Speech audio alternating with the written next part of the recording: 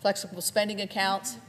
You know what always gets me about the pushback on something like this, when people are going to be able to make their own decisions and have the money go to them rather than an insurance company, for some reason the other side always underestimates the real intellect and the real thoughtful decision-making that go on in families every single day, no matter what your socioeconomic, how much money you make.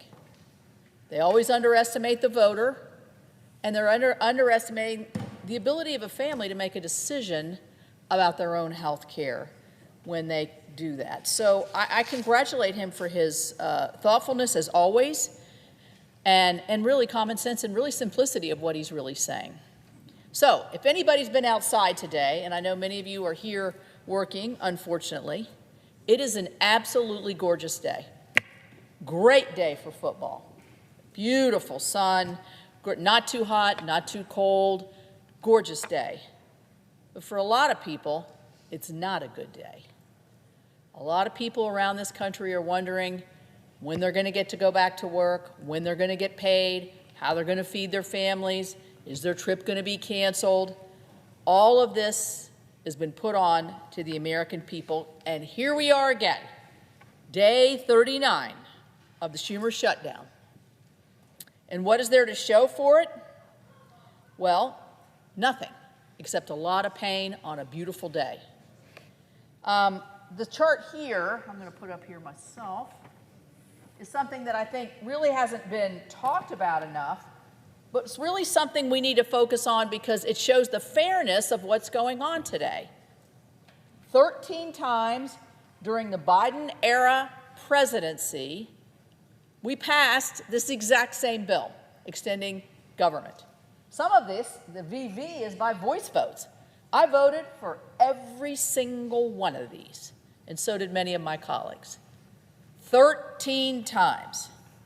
And so I think you have to look at the contrast of we've well exceeded this 14 times and probably will again, where we're getting total obstruction from the other side. So families are anxious about their paychecks. Federal workers are not sure when they're going to go back. Capitol Police, the folks here, many of the folks in and around the D.C. area, and many West Virginians, because we have a lot of federal employees, don't know where their next paycheck's coming from. I'm really concerned about our SNAP recipients, about whether they'll be able to put food on the table. We have travelers stranded in airports all over this country. And our air traffic controllers, many of them are pushed to the brink. They're not getting paid. They've got a lot of anxiety about that because they have so many obligations, like many families. They can't meet the obligations. Veterans are facing delays as well. You know what? The American people do not deserve this. They deserve a beautiful day in the fall, watching their favorite football team, if that's what they want to do, or watching their grandchildren play soccer, and not have all of this put on top of them. So instead of ending the shutdown, the Democrats have come forward with their so-called offer, which is a one-year extension of the Obamacare Act subsidies. Well, let me make clear, as my colleagues have, this offer is just absurd. We've been doing this for 39 days, the government's been closed. 39 days. And yet this offer is supposed to be the bridge to the end. To me, that's just incredible. The plan is to give $26 billion handout to the insurance companies. Here's my second chart, which shows the revenues per day of insurance companies that do health insurance benefits through the exchange. I mean, it's not millions, it's hundreds of millions. And yet, the Democrats want to hand over another $26 billion. So who does it benefit? It benefits the wealthy. There's no fraud protections. It does nothing, absolutely nothing, to lower the cost of health care. And Dr. Cassidy made a compelling argument about that just previously. So while Americans are feeling the consequences of this shutdown, our colleagues' answer is to shovel $26 billion to the insurance companies. That's not compassion. That is fiscal insanity. So I had a conversation with my Democrat colleagues last night. And they said, well, you know, the insurance companies are saying that it's too late now for them to redo their insurance estimations because of what's going on. So or to make any adjustments, say if you want to bring the income down or you want to do no zero cost plans, it's too late. You know, I'm sitting there thinking, maybe that was the plan all along. Let's close the government for 39 days because now it's too late to make any adjustments. 39 days ago, with the government open, we could have been negotiating all of this. Our leader has sat there in the well every single day and offered to negotiate. The president has offered to negotiate. Many of us have, including me. Dr. Marshall here, Senator Marshall, has a plan that he's had in front of all of us. And yet we're now 39 days. So maybe that's the plan. Maybe that's the plan. Let's hold it out for 39 days so the insurance companies can get their $39 billion. And let's not forget what these subsidies are from. They're out of the COVID era, from the health care that they created and proudly call Obamacare, which none of us voted for. And these bonuses were never meant to be permanent, never. Or they could have attempted to make them permanent themselves. So they set them to expire this year, and the irony that they want to have them expire next year, right before an election, is not lost, I don't believe, on any of us. So instead of doing their job and simply reopening the government, this is not a hard exercise here. This is open the government. They want to make these temporary giveaways permanent. They want to double down on the failures of Obamacare. We're not even talking about the cost of health care, hardly. That whole argument's getting lost on this. A system that they have admitted on this floor, has not been working and it has irrational demands.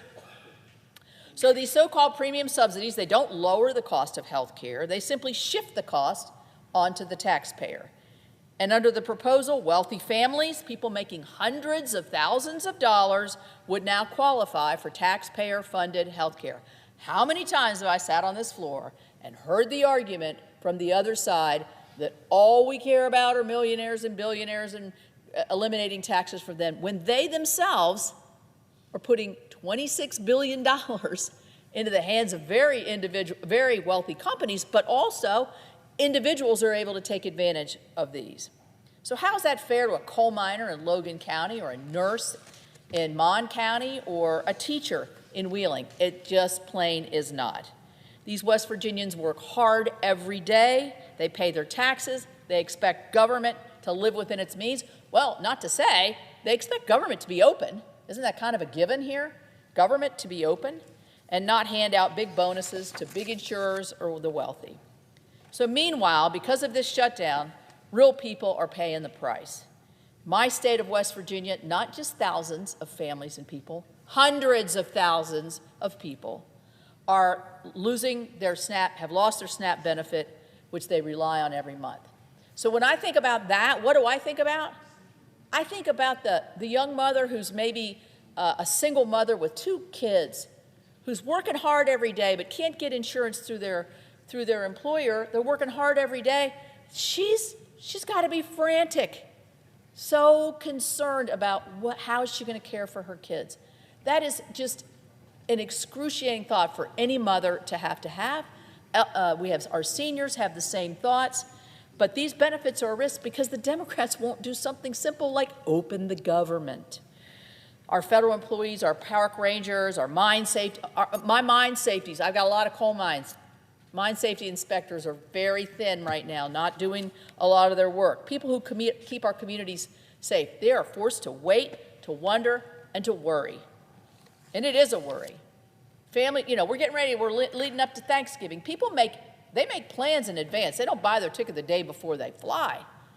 They make plans in advance. In our family, our kids are married, so one year we get Thanksgiving and one year we get Christmas. So we're making a plan a year in advance to when we're all going to get together and be able to share fun times with our families. But now we got long lines, we got canceled flights, and growing frustration. All this chaos and uncertainty is so avoidable. I mean, 39 days is shameful.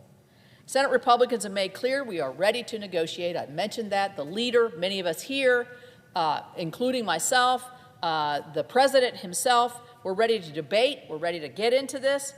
But we're not going to negotiate until the government is open. That is such a reasonable proposition. And they will not take yes for an answer. I thought the irony that the Democrat leader used Senator Thune's words.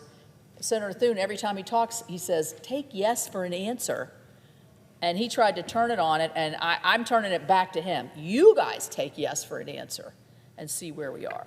I've talked a lot about the financial costs that this shutdown has brought forth on the American people, but there is a not-so-hidden cost here, one that's harder to measure, and that's the uncertainty and the anxiety that this is bringing to families and businesses across the country. Not to even mention what the international thought must be. What is wrong with these people that they won't open the government? This has got to be what the international community is thinking every day.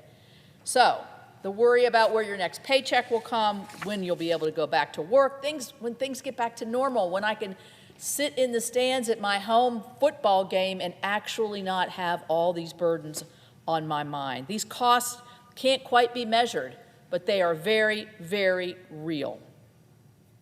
So I have a hard time believing that my colleagues on the other side have truly grasped this impact.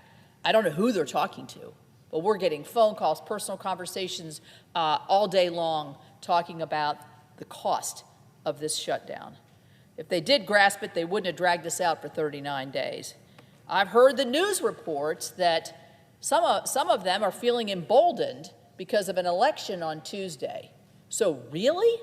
We're going to hold that young mother who's got those 2 kids, we're going to hold her hostage or whether she can feed her family because we have a political advantage?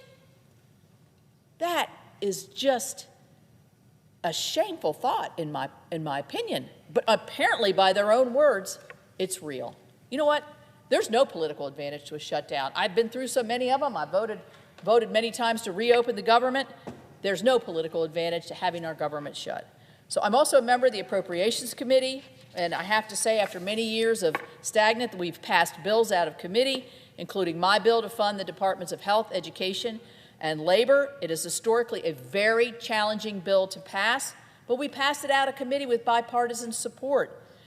It's waiting here to be brought up to the floor. We passed 3 bipartisan bills through the full Senate, and hopefully we'll be able to vote on those shortly. Leader Thune has fulfilled a commitment to bring these bills to the floor with more to come. Because you know what? That's what legislating is all about.